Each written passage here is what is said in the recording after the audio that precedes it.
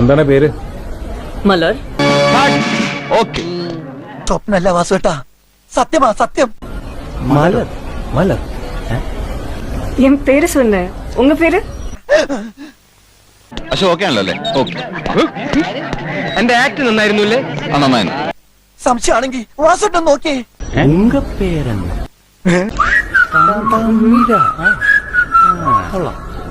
என் பேரு George David. സ്വപ്നല്ല വാസുവേട്ടാ. இங்க என்ன படிக்கிறதுக்கு வந்தோம்? I'm not a student. I'm here to teach. I'm a guest lecturer. அது சரி. நீங்க எந்த கோர்ஸ் படிக்கிறீங்க?